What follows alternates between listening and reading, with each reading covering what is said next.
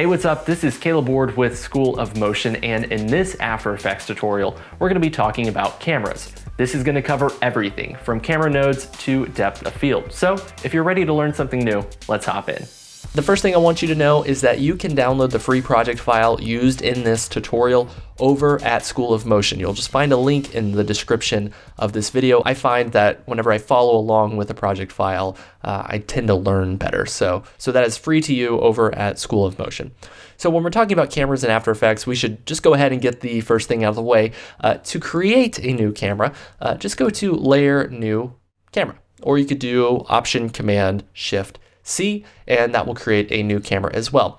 And this camera settings dialog box is going to pop up. Now, when the camera settings dialog box pops up here, there are a lot of numbers and charts, and this whole thing looks really scary. I understand exactly what's going on here, and I am still like, what in the world? This is the craziest looking chart I have ever seen. We're going to get to all of these things, but first let's talk about the different types of cameras. So in After Effects, there's a one-node and a two-node camera. And I think the best way to illustrate these camera types is to look at these charts here. So right here, we have an example of a one-node camera. And a one-node camera operates very similarly to a camera in real life, in that there is just a single point that the camera is operating around. So as you rotate your camera, pan or tilt your camera, the area that you are focused on is going to move with the camera as well.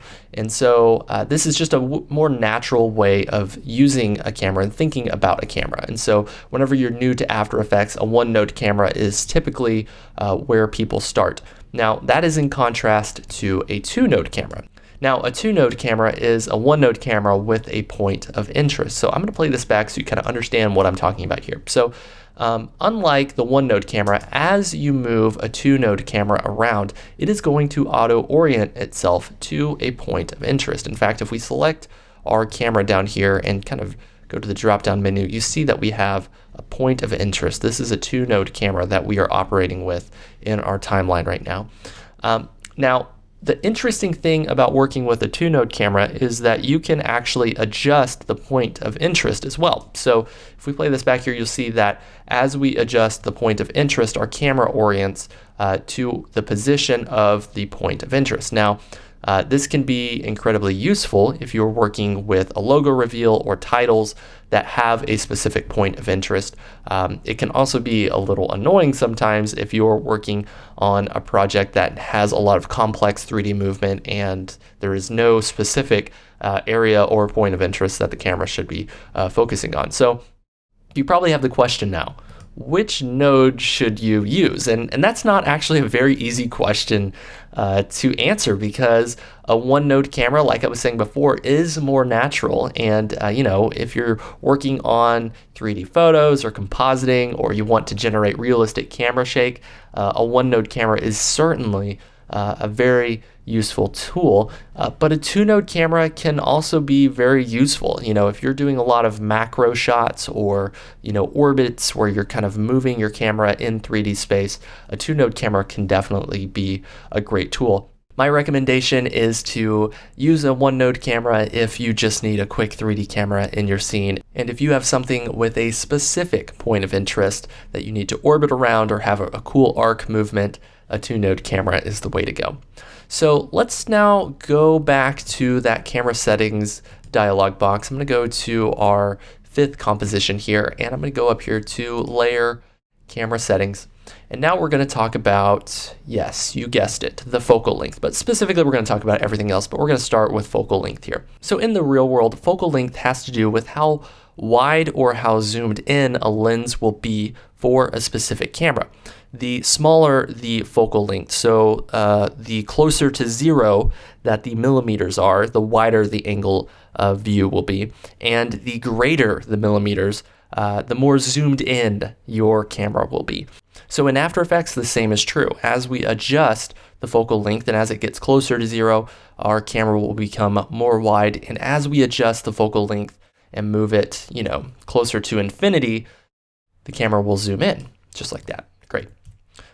Now, one interesting thing you'll see here is that as we adjust some of the settings here. So the focal length, the zoom, and the angle of view are adjusted as well. Now, all of these settings, these three settings here, angle of view, zoom, and focal length, adjust pretty much the same thing. They're just different ways of displaying the same information. So we can adjust the zoom here, and you'll see that focal length and angle of view change. And then we can change the angle of view, and you'll see that focal length and the zoom change. It just all depends on what is more comfortable for you. If you're new to photography or filmmaking, just having a simple zoom like this will probably be the easiest thing. My brain tends to go to focal length, so I tend to adjust the focal length. So one important thing to remember whenever you are working with a really wide camera, so let's say our focal length is 4 millimeters, I'm going to go ahead and I'm going to zoom in here. So I'm just hitting C to toggle the switches here, and you don't have to follow along per se. I'm just adjusting things here. And I'm going to go ahead and make sure that our camera is a OneNote camera.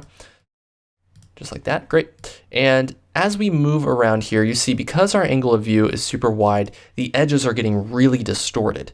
And that can be a great stylistic tool. Basically, this is a fisheye effect.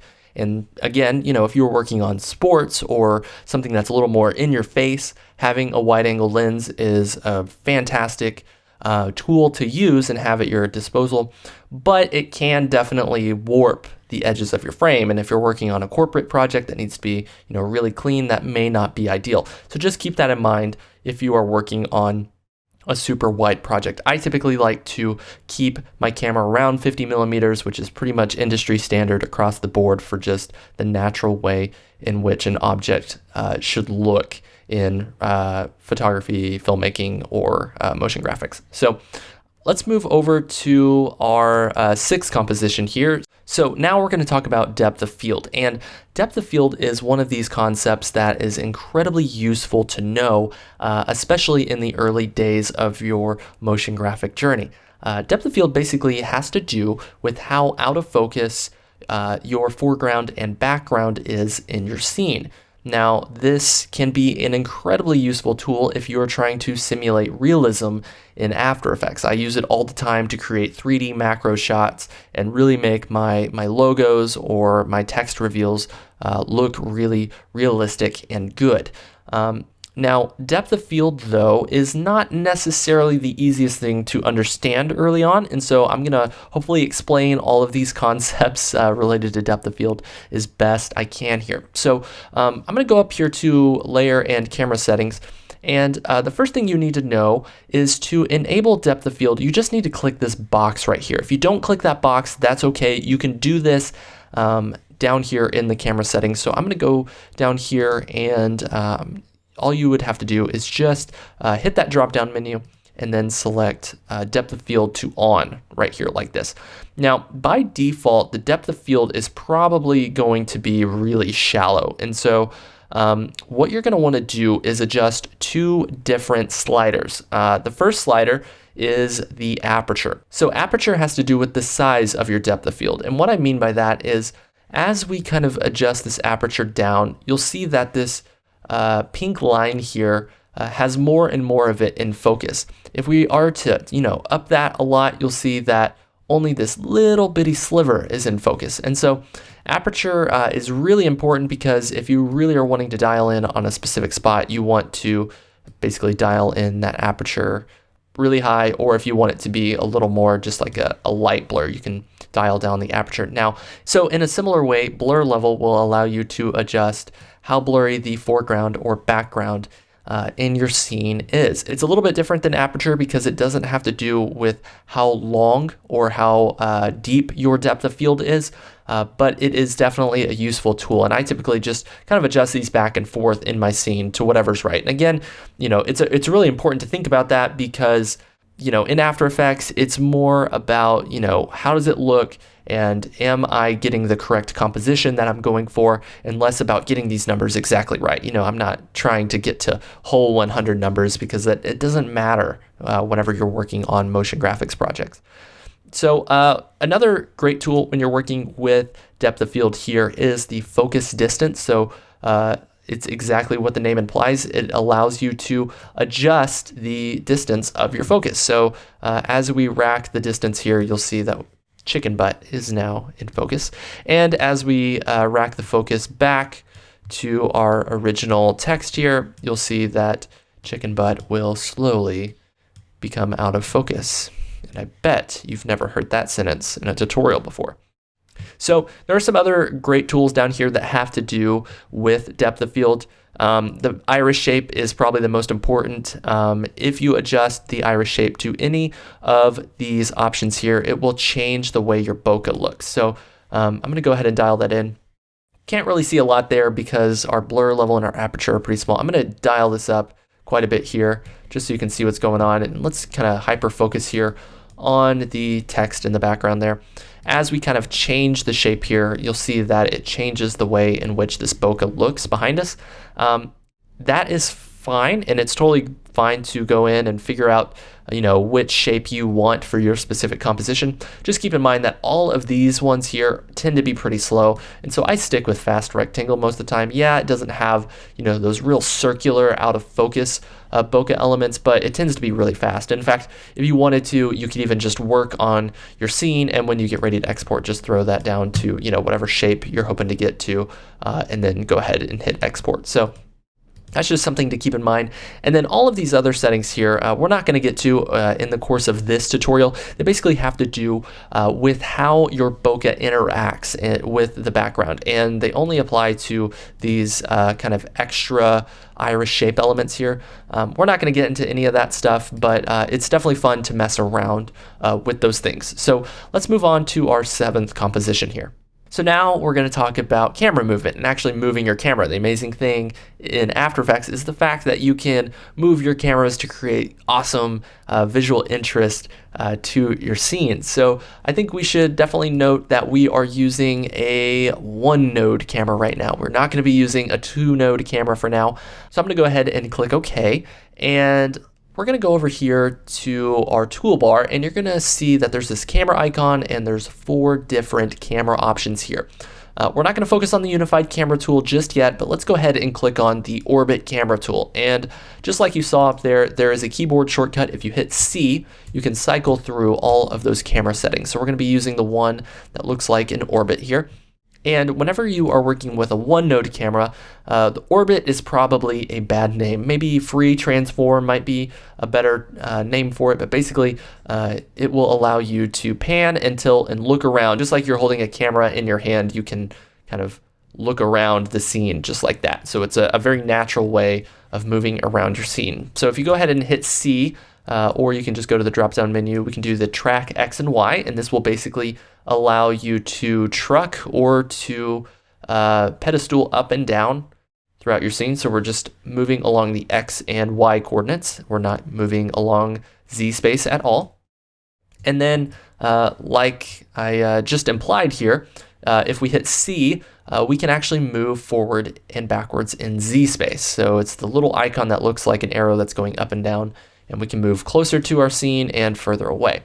Now, the interesting thing is you'll see that as we move closer to these letters, they actually don't get pixelated. That's because text layers and shape layers continuously rasterize in After Effects. And if you're not too sure what that means, go check out our continuous rasterize tutorial. It's lots of fun and super nerdy.